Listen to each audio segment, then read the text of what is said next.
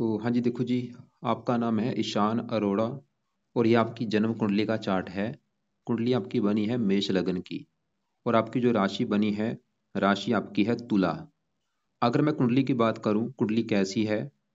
ग्रह अच्छे भी हैं, कुछ ग्रह खराब भी हैं। खराब जो मुझे आपका लगे, एक तो आपका लगा है काल सर्वदोष बना हुआ कुंडली में, ये सबसे नेगेटिव है। और ये जो सूर्य शनि 8वें घर में बैठे हैं, ये कुछ मात्रा में इसे हम पित्तर दोष भी कहते हैं। इसके ऊपर राहु की दृष्टि है। तो आपके तीन ग्रह ज्यादा मुझे खराब लगे हैं। एक तो ये राहु, क्योंकि ये काल सर्वदोष बना के बैठा है, ऊपर से ये जो सूर्य शनि 8वें घर में बैठे, ये कारण पूरा भी मैं विस्तार से आपको समझाऊंगा।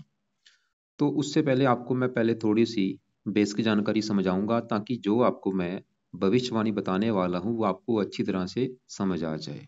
तो पहले आपने बेसिक जानकारी को समझना है। तो बेसिक जानकारी ये है कि जो कुंडली होती है, इसमें टोटल 12 घर होते हैं और 12 घरों से कुछ ना कुछ देखा जाता है।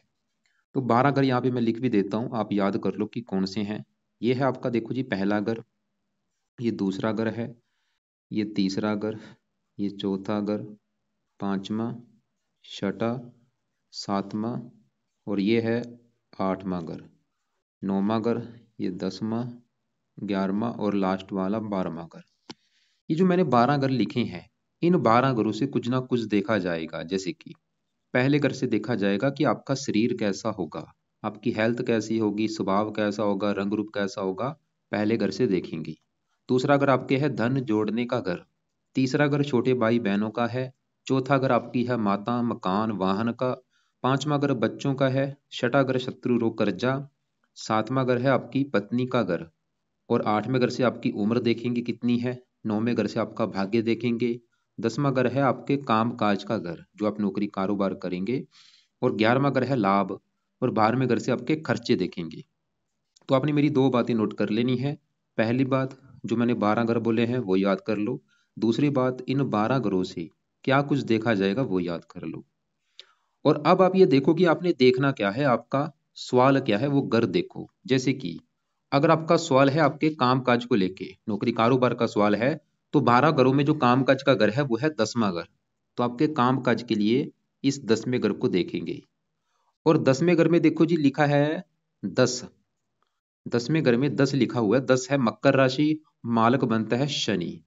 मतलब आपके काम काज के लिए 10वां घर और 10वें घर का जो मालक है वो है शनि। तो हमें आपके काम काज के लिए शनि को देखना पड़ेगा। ऐसे ही अगर आपने अपने बच्चों के बारे में जानना है, तो बच्चों का घर है 5वां। और 5वें घर में लिखा है 5, जो कि सिंह राशि है। मालक बना सूर्य है, तो आपके बच्चों के लिए हमें सूर्य को देखना पड़ेगा। ऐसे ही आपने जो भी कुछ देखना है, आपको वो घर देखना होगा। और घर का जो मालक बना है, वो मालक आपने देखना है कि घर का मालक है कौन, कहाँ बैठा है, वो आपने देखना है।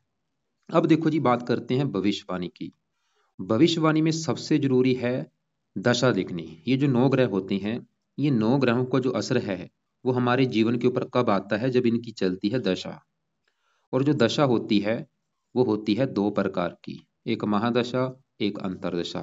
महादशा जो होती है बड़ी होती है, जो कि आपके ऊपर चली हुई है बुध ग्रह की, और ये 14 से चली हुई है, अभी 31 में खत्म होगी, काफी लंबी दशा है। इसका मतलब ये है कि आपके जीवन के ऊपर अभी जो वर्तमान में बड़ा असर है वो बुध का है, क्योंकि बुध की चल रही है महादशा। और बुध का कितना असर है आपके ऊपर है? 80%। मतलब आपकी 100 में से जो 80% लाइफ में जो कुछ आपके साथ हो रहा है, बुध की वजह से हो रहा है। और बाकी बचा 20% आपके ऊपर असर है राहु का, जिसकी चल रही है अंतरदशा। ये 11वां महीना 23 से चली हुई है और छठा महीना 26 में खत्म होगी। तो मेरा देखो जी, कहने का मतलब ये है कि अभी आपके जीवन में जो कुछ आपके साथ हो रहा है, इन दो ग्रहों की वजह से हो रहा है, बुध की वजह से और राहु की वजह से। और एक तीसरा भी कारण है, वो है ये शनि की दया। और ये चली हुई है 17 जनवरी 2023 से। मतलब पिछले एक साल से शनि की आपके ऊपर दया भी चल रही है, जो कि 2.5 साल की होती है, अभी भी 1.5 साल की पड़ी है। तो मैं एक बार फिर बोलता, मैंने अभी क्या बोला है कि आपके जीवन में अभी जो कुछ हो रहा है उसका एक तो कारण है बुध की बड़ी दशा, दूसरा कारण छोटा है राहु की दशा, और तीसरा कारण है शनि की दया। तो सबसे पहले यहाँ पे मैं आपकी इस राहु की बात करता हूँ। ये जो राहु की दशा चली हुई है, कि ये दशा कैसी जाएगी, क्योंकि आपका इन तीनों का असर आपके जीवन के ऊपर है। अगर तो तीनों ग्रह अच्छे हैं फिर तो अच्छे फल देंगे, तीनों अगर खराब हैं तो बुरा फल मिलेगा। तो पहले राहु की बात करते हैं कि राहु की जो दशा चली हुई है, ये कब चली है? 22 तारीख 11वां महीना 23 से चली है, मतलब पिछला महीना दिसंबर वाला पूरा महीना और ये कुछ दिन, मतलब टोटल 2 महीने हो चुके हैं राहु की दशा चली हुई है। तो अगर मैं राहु की बात करूँ कि जो दशा चली है पिछले 2 महीने से, ये अच्छी जाएगी या बुरी जाएगी? टोटली खराब जाएगी आपकी। ये जो राहु की दशा चली है, आप ये समझ लो आपका बुरा समय शुरू हो चुका है। और आप चाहे नोट करके देख लो कि भाई जब से ये राहु की दशा चली है, तब से ही आपकी लाइफ में दिक्कतें आनी शुरू हो चुकी होंगी। मुझे बताने की जरूरत नहीं है, ये मत सोचना कि वैसे ही बता रहा हूँ, नोट करके देख लो भाई चाहे, कि पिछले 2 महीने से आपकी लाइफ में कितनी दिक्कतें आ रही हैं, कितनी परेशानियां आ रही हैं, कितनी रुकावटें आ रही। कारण है राहु। क्यों? आपकी पूरी कुंडली में सबसे बड़े लेवल पे जो खराब मुझे लगा है, राहु लगा है। क्यों लगा है भाई खराब? क्यों मैं बोल दिया खराब है? आपका राहु इसलिए खराब है क्योंकि आपकी कुंडली में बना है काल सर्प दोष। यहाँ पे बैठा है केतु और ये बैठा है राहु। सभी ग्रह इस साइड में देखो, ये 3 ग्रह इस साइड में, 2 इस ग्रह और ये 2, मतलब ये जो हिस्सा है देखो, राहु केतु वाला ये जो हिस्सा है ये खाली है। पहला घर खाली है, दूसरा, तीसरा, चौथा, पांचवा, इन घरों में आपको कोई ग्रह नजर नहीं आ रहा। तो सभी ग्रह इस साइड में बैठते हैं, इसे कहते हैं काल सर्प दोष, जो कि आपको दिख रहा है। तो ये जो काल सर्प दोष है, मतलब आपकी कुंडली में जो दोष है वो कौन सा बना है, वो है काल सर्प दोष। आपके 2 दोष वैसे बने, एक तो काल सर्प दोष बना है, एक यहाँ पे ये जो पित्तर दोष बना है ये बना है। और ये जो काल सर्प दोष बना होता है, ये होता क्या है, क्या होता है इससे? ये जब भी किसी की कुंडली बनता है, उस बंदे को बहुत सारी दिक्कतें आती हैं, परेशानियां आती हैं, रुकावटें आती हैं, स्ट्रगल आता है, मेहनत का फल नहीं मिलता, और भी बीमारियां लगती हैं। और ये जो दोष है, ये ज्यादा एक्टिवेट कब होता है? जब भी कभी आपके ऊपर केतु की दशा चलेगी या राहु की दशा चलेगी, उस समय ये दोष एक्टिवेट हो जाएगा। और अभी आपके ऊपर राहु की दशा शुरू हो चुकी है। तभी आपको मैंने बोला कि राहु आपका खराब है। क्यों खराब है? एक तो वो सबसे जो बड़ा कारण है वो काल सर्प दोष लेके बैठा है। और दूसरा कारण राहु खराब होने का कि वो आपका बैठा भी 12वें घर में है, क्योंकि 12वें घर में राहु बैठा अच्छे फल नहीं देता। अब सवाल है कि ये खराब फल देगा क्या? तो सबसे पहला तो ये जो खराब फल देगा, पिछले जैसे मैंने बोला 2 महीने से चली, अभी तो दशा देखो जी 26 में खत्म होनी है। और ऐसा नहीं कि अभी शुरू हुआ है ये बुरा फल, ये वैसे तो बुरे फल पहले भी दे रहा था। मतलब जो काल सर्प दोष बना होता है उसका जो असर है वो हमेशा रहता है। मतलब पिछले बचपन से आप समझ लो, आपका ये जो असर है आपके ऊपर है, उसकी वजह से क्या होता है लाइफ में बंदे मतलब आगे नहीं बढ़ पाते, दिक्कतें आती हैं, परेशानियां, रुकावटें लगी रहती हैं। मतलब राहु का बुरा फल आपके ऊपर पहले भी था, चाहे वो 5 साल पहले चले जाओ, 10 साल पहले चले जाओ, उस समय बुरा फल इतना था बस। लेकिन अभी जो बुरा फल है वो इतना इतना इतना हो चुका है। क्यों? क्योंकि अभी राहु की दशा चली हुई है आपके ऊपर। बुरे फल तो पहले भी दे रहा था, लेकिन वो बुरे फल कम थे, अभी बुरे फल कई गुना बढ़ जाएंगे। तो राहु देखो जी जहां बैठा है 12वें घर में, ये घर है किसका? 12वें घर से देखा जाता है खर्चा, हानि, दान, दंड, हॉस्पिटल के खर्चे, पागल खाना, विदेश यात्रा, जेल यात्रा, हत्या, आत्महत्या। ये खराब चीजें 12वें घर से देखते हैं, तो राहु इन चीजों को एक्टिवेट कर देगा। मतलब 12वें घर में बैठ के आपके खर्चे बढ़ा देगा बहुत ज्यादा, सबसे बड़ा आपके खर्चे बहुत ज्यादा बढ़ जाएंगे। 12वां घर नींद का है, नींद में कमी कर देगा, आंखों में कष्ट, पैरों में कष्ट। ये देखो जी हत्या का भी होता है, कई बार आत्महत्या के भी ख्याल आते हैं मन में कि मैं मर जाऊं, या किसी की हत्या के ख्याल आते हैं मन में, हाँ तक ख्याल आते हैं। इसके अलावा ये दंड का भी है, कई बार सरकार की तरफ से दंड मिलता है, दंड चाहे छोटा है चाहे बड़ा, बड़ा दंड जैसे कि आपको कोर्ट कचहरी के चक्कर लगाने पड़ सकते हैं। ये विदेश का भी घर है, विदेश जाने की भी इच्छा होती है। इसके अलावा राहु की 3 दृष्टियां, 5वीं पड़ेगी चौथे घर के ऊपर, शत्रु राशि है। ये चौथा घर जो है, ये घर है आपकी माता, मकान, वाहन का घर। इनको भी खराब कर देगा, आपको माता, मकान, वाहन, भूमि, जमीन, जायदाद, इनको लेके दिक्कत आएंगी अभी राहु की दशा में। छठे घर को देखेगा, छठे घर को खराब कर देगा, शत्रु बढ़ा देगा, रोगी बना देगा, कर्जदार बना देगा। मतलब अभी राहु की जो दशा चली है, इसमें आपको कर्जदार होना पड़ेगा। और मैं आपसे रिक्वेस्ट करूंगा भाई, कर्जा मत ले लेना इसकी दशा में। कर्जा ले लिया उतरेगा नहीं आपका, भूल के कर्जा मत ले लेना, चाहे रोटी कम खा लो, कर्जा मत लेना। शत्रु बढ़ाएगा, लोगों से प्यार से बोलो, शत्रु बढ़ने आपके, आपकी थोड़ी सी गलती शत्रु बढ़ा देगी और हानि बचाएंगे शत्रु आपको। इसलिए सबसे रिक्वेस्ट से बोलो, चाहे आप दूसरे की गलती मानो कि मैंने गलती की, भाई आप जाओ, मतलब लड़ाई मत करना, शत्रुओं से बचो, कर्जे से बचो। और ये आपको रोगी बनाएगा, आपकी हेल्थ को भी ख्याल रखना आपने। आठ, और सबसे बड़ी बात, 9वीं दृष्टि पड़ेगी 8वें घर के ऊपर, यहाँ पे नीच राशि है, 8वें घर की हानि कर देगा। और 8वें घर से देखो जी, देखे जाते हैं मृत्युतल कष्ट, मतलब इसकी जो दशा है इसमें आपको मृत्युतल कष्ट मिलेंगे, बीमारी मिलेगी। और यहाँ पे जो राहु है, ये सूर्य शनि है, इनको भी खराब कर रहा है। सूर्य पिता का कारक, पिता संबंधी दिक्कतें, शनि जिसका कारक है 10वें घर का, काम काज में दिक्कतें। मतलब ये जो सूर्य शनि आपको मैंने अभी बोले थे कि आपके खराब है, क्यों खराब है? राहु की वजह से।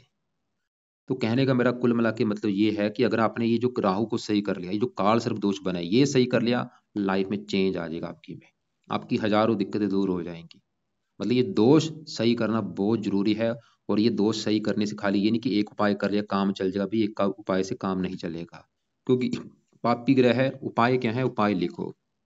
सबसे पहला उपाय, आप राहु के मंत्रों को एक बार सिद्ध करो, जो कि है 18,000। क्योंकि देखो जी, मैं बोलूंगा इसको 4 गुना ज्यादा कर लो, क्या बता 18 से काम ना चले तो 72 यार कम से कम मंत्र एक बार पूरे करो संकल्प लेके। कब शुरू करने हैं, शनिवार के दिन। आज जैसे कि मंडे है, अभी शनिवार की वेट करो। शनिवार को रात के समय संकल्प लेना। कैसे, आप ये बोलना कि हे राहु देवता जी, मेरा नाम अशांश अरोड़ा है, मेरी जात ये है, गोत ये है। आपकी मेरे ऊपर चल रही है अंतरदशा, आप कुंडली के 12वें घर में बैठे हैं और आप मेरी कुंडली में काल सर्प दोष बना के बैठे हैं। और मुझे सच में लाइफ में बहुत सारी दिक्कतें आ रही हैं, नौकरी छूट चुकी है और भी काम काज में दिक्कतें। मैं चाहता हूँ ये जो दशा आपकी चली है, एक तो ये दशा मेरी अच्छी जाए, मेरी परेशानियां दूर हों। प्लीज आपका जो काल सर्प दोष बना है वो खत्म हो। आप मुझे बुरे फल प्लीज ना देना, अच्छे फल दो राहु देवता जी। इसलिए आज से आपके मैं मंत्रों की जो संख्या है वो पूरी करने जा रहा हूँ। तो इस प्रकार भाई आप संकल्प लेके मंत्र ये पूरे करो। मंत्र आपने कितने दिन में पूरे करने हैं, चाहे आपका महीना लग जाए, 2 लग जाए, 3 लग जाए, पूरे करो। और मंत्र पूरे करने के बाद क्या करना, छोड़ देना। फिर आपने दूसरे उपाय पे आना है, जो कि है आपने राहु करना है राहु कवच का पाठ। और ये है पाठ 2 मिनट का पाठ। पहले मंत्र पूरे कर लेना, फिर ये पाठ पढ़ना शुरू करना है और जानना पड़ना है राहु कवच का पाठ। जैसे मैंने बोला, पढ़ने में सिर्फ 2 मिनट लगते हैं, छोटा सा पाठ है, इसलिए इस पाठ को आपने ज्यादा पढ़ना है। मतलब कम से कम 2 से लेके 5 पाठ पढ़ने ही पढ़ने हैं। मतलब एक बार पढ़ लिया, दोबारा फिर पढ़ो, दोबारा फिर पढ़ो, ऐसे 2 से 5 पाठ पढ़ने ही पढ़ने हैं। तीसरा पाए, आपने राहु स्रोत का पाठ भी पढ़ना है। ये भी देखो जी, कम से कम एक से लेके 3 पाठ पढ़ो। मतलब राहु कवच और स्रोत दोनों पाठ पढ़ने हैं रात के समय ज्यादा से ज्यादा, या इनकी ऑडियो लगा के सुन लिया करो। कब तक, जब तक राहु की दशा है तब तक तो पढ़ो जरूर। इसके अलावा चौथा पाए, ये भी बेस्ट है, जो कि आपने करना है दान। राहु का करना है दान, क्योंकि इसकी पावर जितनी कम होगी, दान करने से क्या होता है, पावर माइनस हो जाएगी। तो राहु का भाई दान अर्जाना करो। क्या दान है, वीडियो अलग से भेज दूंगा, उसको देखो। मैंने एक वीडियो वैसे चैनल के ऊपर बना रखी है कुछ दिन पहले, उसको भी देख लेना कि राहु का क्या दान होता है। वैसे आपको भेज भी दूंगा, फिर अब थोड़ा सा बता देता हूँ।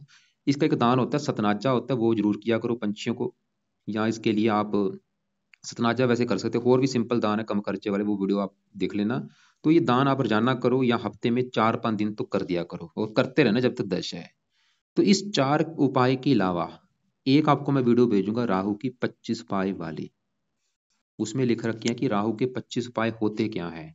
उस वीडियो को भी आपने जरूर देखना है। उसमें से भी जो आपको उपाय सही लगे जरूर करना, क्योंकि जितने भाई उपाय ज्यादा करेंगे उतना ही फायदा होगा।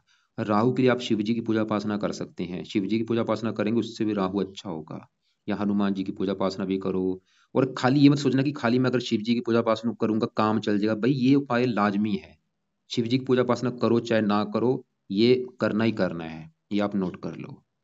और वो आपको एक्स्ट्रा बोल रहा हूँ, उसका भी बेनिफिट होगा, लेकिन ज्यादा जो बेस्ट है ये उपाय से होगा। तो 25 उपाय वाली वीडियो में और भी जो उपाय हैं वो जरूर देखना। और मैं ये नहीं बोलूंगा कि सभी उपाय करने हैं, लेकिन जो आपको 25 उपाय वाली वीडियो में जो सही लगे वो जरूर ऐड कर लेना। अब देखो जी, हमने क्या देखा, हमने देखा बुध की बड़ी दशा है, उसकी मैं बात करता हूँ। राहु की दशा है वो आपको मैं बता दिया, वो आपका मुझे अच्छा नहीं लगा, बिल्कुल टोटली खराब है। और एक आपके ऊपर चल रही है शनि की डेहा। आपने देखो जी साढ़े सती सुनी होगी, एक साढ़े सती होती जो कि होती है 7.5 साल की। ऐसी एक डेहा होती है, ये 2.5 साल की होती है। और होती किसकी है, शनि की। और ये देखो जी पिछला पूरा 1 साल हो चुका है चली हुई है। और ये 2.5 साल की अभी भी 1.5 साल पड़ा है। और ये होती क्या है, इसमें भी देखो जी जब ये आती है डेहा, बंदे की लाइफ में दिक्कतें आनी शुरू हो जाती हैं, परेशानी आनी शुरू हो जाती हैं। तो मतलब कहने का ये है कि ये भी जो आपकी डेया चली हुई है ये भी मतलब आपको खराब फल देगी। और अभी भी 1.5 साल की पड़ी, इसके भी आपको मैं उपाय बाद में बताता हूँ क्या है। अब देखो जी आगे बढ़ते हैं। जैसे आपको मैंने बोला था कि आपके कुंडली में बना है काल सर्प दोष। मतलब काल सर्प दोष क्योंकि देखो जी राहु और केतु दोनों की वजह से बनता है। और आपको मतलब केतु के भी उपाय करने पड़ेंगे। तो केतु क्या करेगा, केतु छठे घर में, छठे घर को लेकर दिक्कतें पैदा कर देगा, रोगी बना देगा, शत्रु बढ़ा देगा और कर्जदार बना देगा। तो केतु के ज्यादा नहीं तो खाली 2 उपाय कर लो। पहला उपाय, कुत्तों को रोटी जरूर डाला करो रोजाना। और डालते समय केतु का मंत्र मन में करते करते डालनी है कि हे केतु देवता जी, आपका दान है कुत्तों को रोटी डालना, वो मैं डाल रहा हूँ। ओम केम केते नमः करते करते कुत्तों को रोटी रोजाना डालो, चाहे बिस्कुट डालो, कुछ ना कुछ डालो। और दूसरा उपाय इसका केतु का है, आपने केतु कवच का भी पाठ रात के समय पढ़ना है। और ये ज्यादा नहीं तो खाली एक पाठ रख लो। मतलब राहु के ज्यादा, इसको खाली एक पाठ और 2 मिनट का पाठ है। तो केतु के खाली 2 उपाय मैंने बोले हैं, बाकी राहु के ज़्यादा, और 25 उपाय वाली वीडियो को भी देख लेना। अब देखो जी, आगे बढ़ते हैं। आपकी कुंडली में जैसे मैंने बोला, ये जो सूर्य राहु शनि है, ये भी मुझे अच्छे नहीं लगे। पहले हम शनि की बात करते हैं कि शनि आपका क्यों खराब है। और शनि देखो जी, आपका 3 कारणों से मुझे खराब लगा है। 3 कारण बने हैं इस शनि खराब होने के। शनि देखो जी बैठा कहाँ पे है, ये है 8वां घर। जैसे मैंने आपको 12 घर बोले थे, जो 8वां घर है कुंडली का अच्छा घर नहीं होता। 8वें घर से देखते हैं आयु, मृत्यु, मृत्युतुल्य कष्ट, लंबी बीमारी, दुर्घटना, गुप्त रोग, गुप्त विद्या, ससुराल की स्थिति, गरीबी, रुकावटें, ये चीजें 8वें घर से देखते हैं, जहाँ पे ये शनि और सूर्य बैठे हैं। मतलब ये जो 8वां घर है, अच्छा घर नहीं होता। शनि क्यों खराब है, एक तो पहला कारण खराब होने का कि वो आपके 8वें घर में जाके बैठा है। चलो ये भी बड़ा कारण नहीं था, मतलब 8वें घर में बैठा, ये वैसे बड़ा कारण नहीं है। लेकिन दूसरा जो कारण है, ये आपका यहाँ पे सूर्य के साथ जो बैठा है, ये है दूसरा कारण। सूर्य शनि क्योंकि जब भी एक साथ बैठते हैं, इसे कहते हैं पित्तर दोष कहते हैं। ये सब वैसे पित्तर दोष भी 2 प्रकार का होता है, एक होता है संपूर्ण, एक होता है आधा, जिसे कहते हैं आंशिक पित्तर दोष, ये जो बना हुआ है। तो शनि का खराब होने का, जैसे मैंने बोला, पहला कारण तो है 8वें घर में बैठा, चलो वो भी छोड़ो। दूसरा कारण है ये सूर्य के साथ बैठा है, ये है दूसरा कारण। और तीसरा कारण है ये अस्त बैठा है। और चौथा जो सबसे बड़ा कारण मुझे लगा है शनि खराब होने का, कि बड़ा कारण है क्यों क्यों खराब है, क्योंकि इसके ऊपर पड़ रही है राहु ग्रह की दृष्टि। और ये जो 8 लिखा है, ये है वृश्चिक राशि, राहु की नीच राशि। राहु क्या कर रहा है, इस 8वें घर को दृष्टि दे रहा है, जो कि इसकी है नीच राशि। और इसी घर में जो शनि बैठे, ये शनि को भी खराब कर रहा है। इसी घर में सूर्य बैठे, ये सूर्य को भी खराब कर रहा है। मतलब शनि का खराब होने का जैसे मैंने 4 कारण बताए हैं, लेकिन सबसे बड़ा कारण है राहु की दृष्टि पड़ने की वजह से ये खराब हो चुका है। क्या खराब फल देगा शनि के, देखो जी इस कुंडली में है 2 घर अपने। एक तो शनि आपके इस घर का मालक है 10वें घर का, और ये है 11वें घर का भी मालक। ये जो 10वां घर है, 10वें घर से 4 चीजें देखी जाती हैं। 10वां घर एक तो आपके है काम काज का घर, जो आप काम काज करेंगे 10वें घर से देखेंगे। 10वां घर आपके पिता का भी है, 10वां घर सरकार का भी है, और मान प्रतिष्ठा। तो ये जो 4 चीजें हैं 10वें घर से देखेंगे। और आपको मैंने क्या बोला था कि घर का सबसे पहले मालिक देखना होता है। तो 10वें घर में देखो जी 10 लिखा, 10 है मकर राशि, मालिक बना शनि। और आपको मैंने वो 4 कारणों से बता दिया कि वो खराब है। तो शनि की वजह से क्या होगा, आपके काम काज में हमेशा दिक्कतें लगी रहेंगी। शनि दिखा रहा है कि काम काज में दिक्कतें आएंगी आपके। और 10वां घर पिता का, पिता संबंधी भी कोई ना कोई दिक्कतें आएंगी। वो दिक्कतें क्या होगी, जहाँ तो पिता से आपकी बनेगी नहीं, या पिता की सपोर्ट नहीं मिलेगी, या पिता की लाइफ में कोई कष्ट होगा। 10वां अगर सरकार का, शनि की वजह से आपको सरकारी कामों में दिक्कतें, सरकार की तरफ से दिक्कतें, मान प्रतिष्ठा में कमी। और शनि देखो जी 11वें घर का भी मालक है, जहाँ पे ये 11 लिखा है, 11 है कुंभ राशि, मालक शनि। और 11वां घर है लाभ का, ये लाभ भंग योग भी बना है। मतलब 2 खराब योग बने, एक तो राजभंग योग, कामकाज में दिक्कत है, और लाभ भंग योग की वजह से आपके कामकाज में लाभ नहीं मिलेगा, आपकी इच्छाएं पूरी नहीं होने देगा। और शनि 5वें घर को दृष्टि दे रहा है, थोड़ी सी संतान संबंधी भी चिंता। तो मतलब शनि, आप लिखो क्या लिखना है कि अगर आपने शनि ग्रह को सही कर लिया, क्या फायदे होंगे, नीचे आंसर लिखो। सबसे बड़ा फायदा क्या होगा, शनि को सही करने से आपके कामकाज की दिक्कतें दूर हो जाएंगी, आपके कामकाज में दिक्कतें नहीं आएंगी। दूसरा फायदा, पिता संबंधी दिक्कतें नहीं आएंगी, आपको सरकारी कामों में दिक्कतें नहीं आएंगी, आपकी मान प्रतिष्ठा में कमी नहीं होगी, आपके कामकाज में लाभ आपको पूरा मिलेगा, इच्छाएं पूरी होंगी।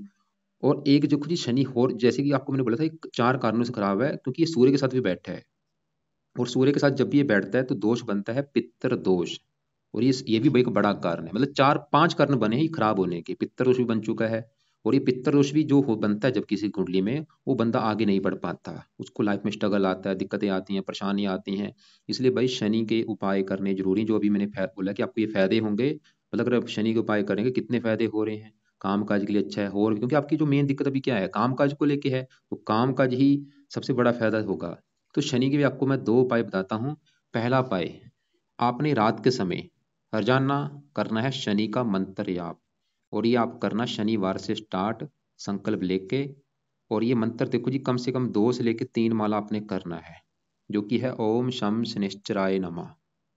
दूसरा उपाय, आपने हर शनिवार को शनि मंदिर में जाना है माथा टेकने। ये भी नियम बना लो कि शनि मंदिर माथा टेकने जाना ही जाना है, चाहे आपके घर से 5 किलोमीटर दूर है, 10 किलोमीटर दूर है, माथा टेक के आओ शनि मंदिर में। तो ये 2 उपाय आपने करने हैं। तीसरा उपाय भी आपको बता देता, अगर कर सकते हो वो भी कर लेना। वो है, आप शनिवार का व्रत रखा करो। हर शनिवार को शनि देवता का व्रत रखो। व्रत कैसा रखा जाता है, जैसे कि आप दिन में फल फ्रूट खा सकते हैं, रात को खाली एक समय भोजन करना है, और वो जो रात को भोजन करेंगे उसमें नमक का सेवन नहीं करना, और दिन में खाली फल फ्रूट खाना है, पानी पी सकते हैं। और बाकी देखो जी, शनिवार का जब व्रत रखेंगे उस दिन आप शनि की कथा भी कर सकते हैं, आरती भी कर सकते हैं। लेकिन अगर आपको लगता है कि भाई मैंने तो व्रत कभी रखा नहीं, तो चाहे रहने देना, मत रखना। खाली ये 2 उपाय जरूर करो। लेकिन अगर आपको लगता है कि रख लूंगा भाई, रख लूंगा, जरूर रखो। कम से कम भाई 7, 11 कुछ व्रत तो रखो। और एक और बात, जैसे मैंने आपको बोला था शनि को सही करने से क्या फायदा होगा, आपको अभी मैं फायदे गिनाए हैं, एक और फायदा होगा, सबसे बड़ा फायदा क्या होगा, आपके ऊपर चल रही है शनि की डेया। क्योंकि ये डेया भी अच्छी नहीं जाती, ये डेया का भी बुरा फल आपको नहीं मिलेगा अगर आप शनि के ये 3 उपाय कर लेते हैं। तो कितना ऑफर है भाई, तो ये उपाय बहुत जरूरी है आपके लिए।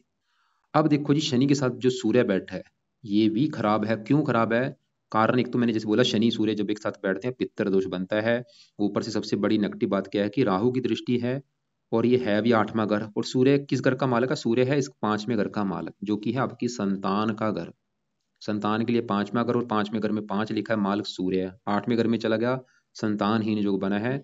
सूर्य दिखा रहा है कि आपको संतान संबंधी कोई दिक्कतें परेशानियां आएंगी। क्या आएंगी, या तो आपकी संतान बीमार होगी, या आपकी जो संतान है वो दुर्भाग्यशाली होगी, या संतान जीवन में आगे नहीं बढ़ पाएगी। खासकर कई बार ये पुत्र के सुख में कमी करता है, पुत्र होता ही नहीं, कन्या ज्यादा होती है। और ये सूर्य क्या है, पिता है, शनि है पुत्र। आपके पिता से आपकी बनेगी नहीं, जो आपका पिता होगा जहाँ तो उससे बनेगी नहीं, या पिता की लाइफ में कोई कष्ट होगा। और ऐसे ही आपका भी जो बेटा होगा आगे, उस बेटे से आपकी बनेगी नहीं, या बेटे की लाइफ में कोई कष्ट होगा, या बेटे से सपोर्ट नहीं आपको मिलेगी, इस दोष की वजह से। लेकिन अगर आपने उपाय कर लिए, फिर भाई कोई दिक्कतें नहीं आएंगी। तो सूर्य के क्या उपाय हैं, सूर्य का पहला उपाय, सुबह के टाइम सूर्य का भी आपने रोजाना करना है मंत्र जाप, जो कि है ओम गृणी सूर्य नमः। कम से कम 1, 2, 3 माला आपने करना है रोजाना, लाइफ टाइम। ओम गृणी सूर्य नमः। सूर्य को जल कभी नहीं देना, सूर्य का दान कुछ नहीं करना, खाली जो मैंने मंत्र बोला है वो करना है। और एक और साथ में एक और उपाय करना है, वो है, क्योंकि अभी आपको मैं जो बार बार रिपीट कर रहा हूँ, क्या बोल रहा हूँ कि आपकी कुंडली में बना है पित्तर दोष। इसलिए भाई एक पाठ है, वो है पित्तर स्रोत का पाठ, वो आपने पढ़ना है सुबह के टाइम रोजाना। उसकी वजह से ये दोष भी खत्म होगा, कई फायदे होंगे। क्योंकि पित्तर दोष भी देखो जी, बंदे की किस्मत को रोक लेता है, आगे बढ़ने नहीं देता। तो इसलिए पित्तर स्रोत का पाठ भी सुबह के टाइम पढ़ लिया करो, चाहे ऑडियो लगा के सुन लिया करो। अब देखो जी, तीनों ग्रह ही आपके ज्यादा खराब है, तीनों के मैंने आपको उपाय बता दिए क्यों खराब है, ये पूरा मैंने विस्तार से समझा दिया है। बाकी आपके मैं कुछ दूसरे ग्रहों को कोई उपाय नहीं बोलूंगा। मैं एक बार फिर बोलता हूं, मैंने अभी आपको क्या क्या बोला है। एक तो आपको मैंने राहु के उपाय बोले हैं, केतु का खाली कवच का पाठ बोला है, शनि का आपको मंत्र ये। देखो सबसे पहले तो क्या करो, अभी जैसे कि आज सोमवार है, सबसे पहले तो शनिवार से राहु के 18 हेयर मंत्र एक बार पूरे कर लो, या 18 नहीं, मैं तो बोलूंगा ज्यादा कर लो। और जब आपके मान लो 72 मंत्र पूरे हो जाएंगे, फिर क्या करना, फिर आपने ये पाठ पढ़ने शुरू करने हैं, जो कि राहु कवच का पाठ, साथ में राहु स्रोत का पाठ। ये पढ़ा करो, या इनकी ऑडियो लगा के सुन लिया करो, पूरी ईमानदारी से सही ढंग से बैठ के सुनना। ये नहीं कि आप वैसे ही रोटी खा रहे हैं वहां पाठ लगा लिया, वो टाइम वेस्ट मत करना। सही ढंग से बैठ के ईमानदारी से आंखें बंद करके पूरी भावना लेके पाठ सुनना है। और जो दान है वो रोजाना करो, या हफ्ते में 3, 4 दिन करते रहना जब तक दशा है। ऐसे केतु कवच का भी पाठ पढ़ना है, चाहे इसको तो एक ही रख लो, चाहे ज्यादा नहीं तो। और केतु वाले कुत्तों को रोटी डालो। और शनि का भी आपने, शनि उसी समय जब मान लो आप राहु के पाठ कर रहे हैं, आपने कर लिया, आपका ये पाठ हो चुके हैं, उसी समय आप शनि का भी 1, 2 माला, या 2, 3 माला, जितना आप कर सकते हैं। मैंने 1 माला बोला, आपकी मर्जी, आप चाहे 10 कर लो, मतलब जितना ज्यादा करो उतना फायदा है। तो शनि का भी मंत्र करना है, और शनि मंदिर जाया करो। जब जो शनि मंदिर जाएंगे क्या करना है, वहां पे प्रार्थना करनी है कि हे शनि देवता जी, आपके मैं मंदिर इसलिए आया हूँ क्योंकि आप मेरी कुंडली के हैं 10वें घर के मालक, जो कि है काम काज का घर। और ये मेरी काम काज में दिक्कतें आ रही हैं, मैं चाहता हूँ ये दिक्कतें ना आए, इसलिए आपके मैं मंदिर आया हूँ।